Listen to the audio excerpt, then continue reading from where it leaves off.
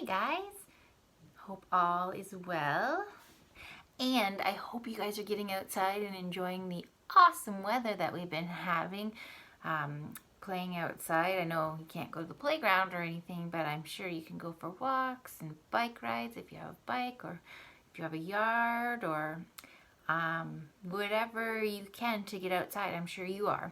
Anyway, today we're going to learn a lesson about Noah's Ark. I'm sure a lot of you know about it already, but we're going to go over it. And so the story today is the Great Flood. And after this, we're going to do a cool craft to go along with it.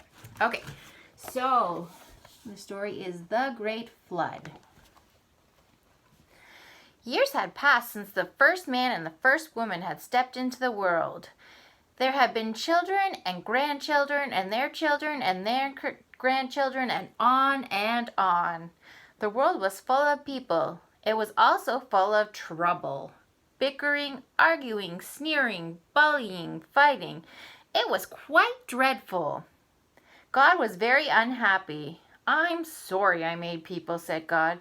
"There's only one good man alive, Noah. I shall go and talk to him." "I'm going to send a flood," explained God to Noah. "It will end this bad old world. But I need you to build a survival boat, the ark. It will be for you and your family. Oh, and a male and female, that means a boy and girl or a man and woman of every kind of animal. It's a big boat. Let me give you some measurements." Noah started to work, and he and his 3 sons built the boat.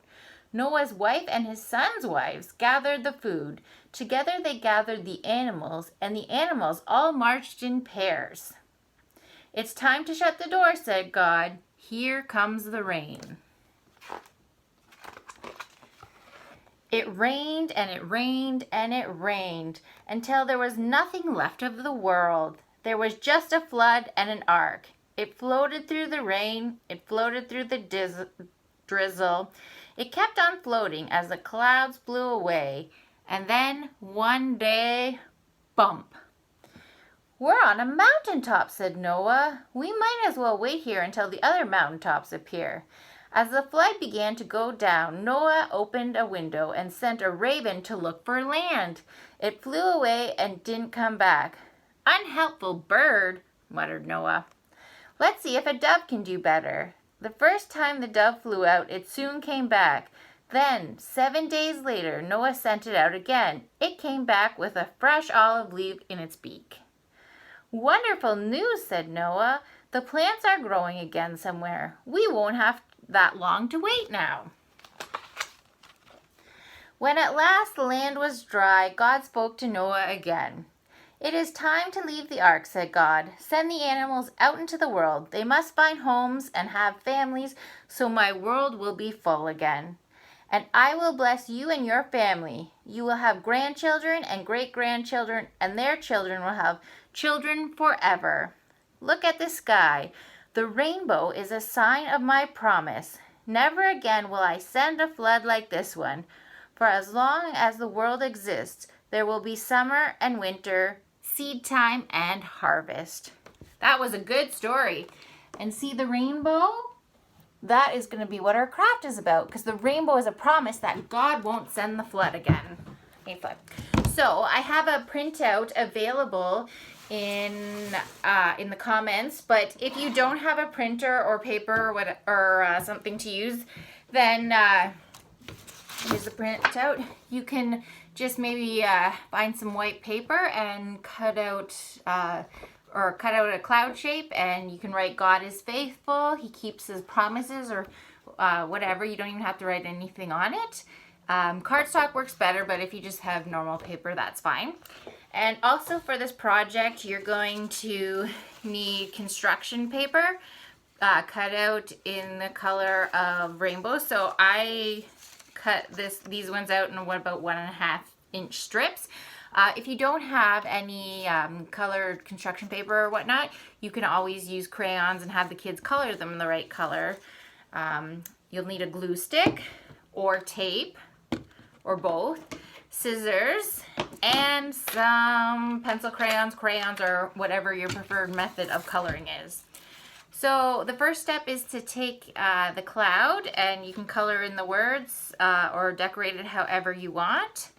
Then you take the colors of the rainbow that you've cut out into 1-inch strips, and if you want to be accurate, you can do Roy G. Biv, the right color of the rainbow. So red, orange, G for green, B for blue. Oh wait, Roy, sorry, my bad.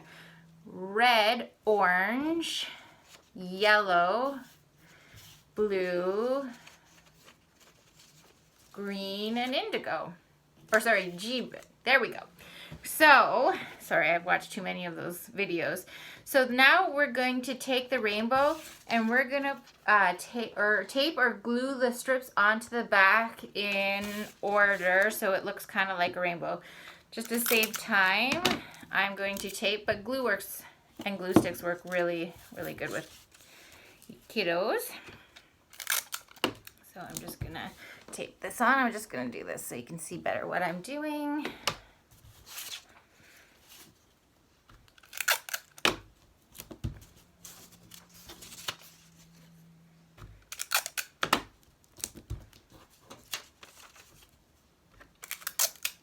So I'm just taping it along here. I'm trying to do it fast so the video doesn't last very long. Okay, and so here I go. I tape them all to the back like this. So then when it looks like this, it's a rainbow. So then you keep it turned over. And sorry, I didn't mention this earlier, but you'll need a piece of string or ribbon or whatever. So you gather that together, put it at the top of your cloud, and then just tape it on like this, and then you have a beautiful God is faithful rainbow to remember the story of Noah's Ark. And you can hang that up in your house, on your fridge, or anywhere you want. Make it as colorful or as simple as you want. And I hope to see you guys. Hope this doesn't go on too long, but I'm sure we'll get to be able to see you guys again soon. And I hope you're doing okay and staying safe and staying healthy and helping your parents out. Okay, have a good week.